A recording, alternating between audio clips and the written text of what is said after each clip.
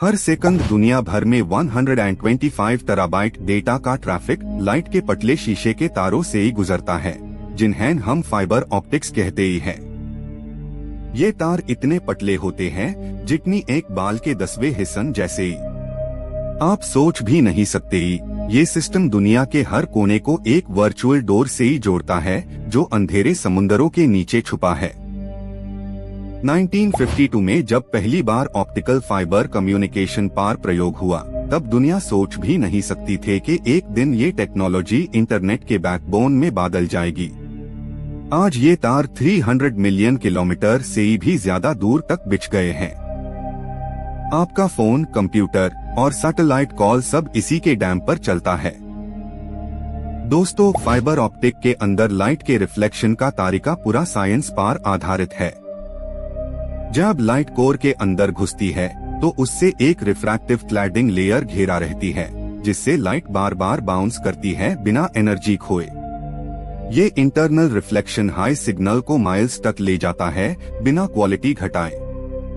Fibre optics के एक core का डायामीटर सिर्फ 9 माइक्रोन होता है, जबकि ह्यूमन हेयर 70 माइक्रोन का होता है। ये कोर सिलिका ग्लास से ही बनाया जाता है, जिसका मेल्टिंग पॉइंट 1600 डिग्री सेल्सियस तक होता है। मैन्युफैक्चरिंग में प्रिसिजन इतनी जरूरी होती है कि 1 नैनोमीटर की गलत भी सिग्नल लॉस करवा सकती है। 1970 के दौर में कॉर्निंग के साइंटिस्ट्स ने दुनिया का पहला लो लॉस फाइबर बनाए, जिसमें सिग्नल अटेन्युएशन सिर्फ 20 डेसिबल पर किलोमीटर था। इसे पहले कॉपर वायर्स की लिमिट 1 किलोमीटर से ही आगे नहीं बढ़ पाती थे। ये चेंज टेलीकम्युनिकेशन दुनिया में एक क्रांति ले आया।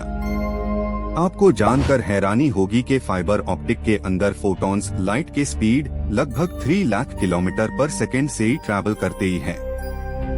अब सोचिए, इतनी तेज रफ्तार से ही डेटा पैकेट कितनी जल्द दुनिया के दूसरे ही कोने तक पहुंच सकता है।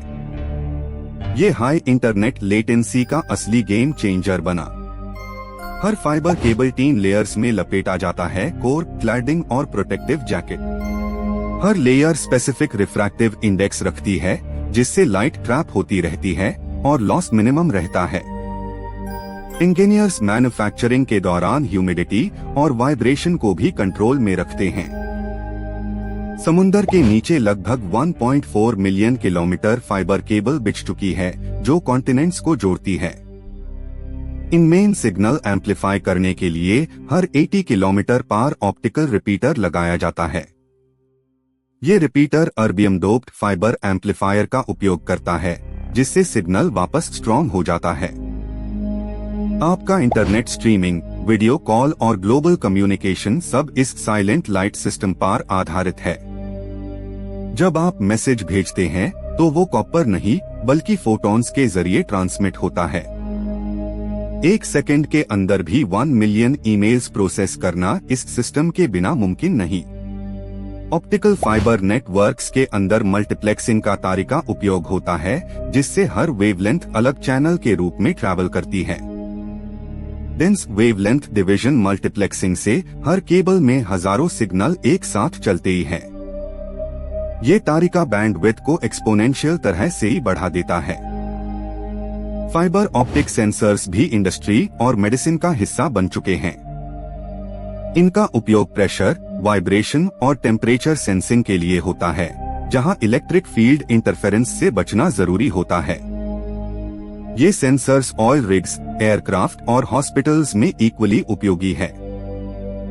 एक फाइबर के फ्रैक्चर होने पर लाइट लीकेज तुरंत डिटेक्ट होती है, जिससे रिपेयर टीम्स को तुरंत लोकेशन मिल जाती है। ये सिस्टम OTDR टेस्ट के जरिए होता है, जहां रिफ्लेक्टेड पल्स के डिले का एनालिसिस किया जाता है।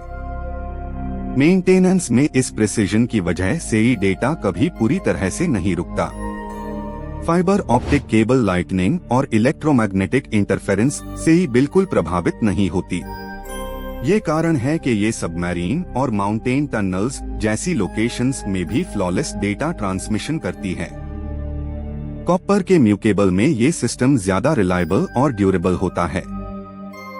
लाइट के अंदर डेटा एनकोड करने का तरीका लेजर मॉड्यूलेशन से ही किया जाता है। आप जानते हैं, एक सिंगल लेजर पल्स में मिलियंस बिट स्टोर किया जा सकता है।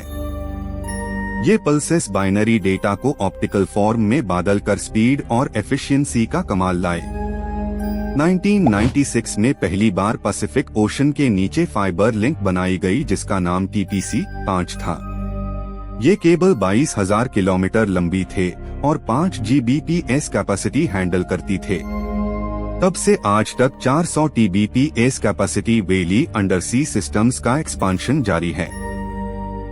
फाइबर ऑप्टिक्स का एक और रहस्य है टोटल इंटरनल रिफ्लेक्शन का प्रिंसिपल।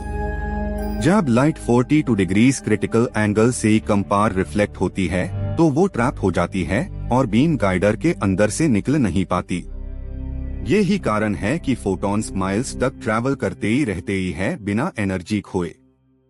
हर टेलीकम्युनिकेशन हब में ऑप्टिकल कनेक्टर्स और स्प्लाइसिंग मशीन्स का उपयोग होता है। ये मशीन्स फाइबर्स को माइक्रोन लेवल पर अलाइन करती है, जिससे लॉस 0.02 डेसिबल से ही ज्यादा नहीं होता। स्प्लाइसिंग एक तरह का सर्जिकल ऑपरेशन होता है जहां डस्ट पार्टिकल भी जागे नहीं पाता। डेटा सेंटर्स फाइबर ऑप्टिक्स पर ही टाई किए हुए हैं, जहां राउटर्स और स्विचेस के बीच टेराबिट बैंडविड्थ चलते हैं। ये लाइट हाईवेज सर्वर रैक्स के बीच एक इनविजिबल नेटवर्क बना देते हैं। आपकी क्लाउड स्टोरेज और स्ट्रीमिंग एक्सपीरियंस इसी पर निर्भर करता है। नए युग में फोटोनिक चिप्स और सिलिकॉन फोटोनिक्स की टेक्नोलॉजी फाइबर ऑप्टिक्स को और मजबूत बना रही है। अब लेजर कम्युनिकेशन सैटेलाइट और 5G बैकहॉल नेटवर्क्स में भी इनका उपयोग हो रहा है। ये चेंज ग्लोबल डिजिटल रेवोल्यूशन का नया पेज लिख रहा है। आप जो अभी ये डॉक्यूमेंट्री सुन रहे हैं वो भी फोटॉन्स के सफर का एक चमत्कार है।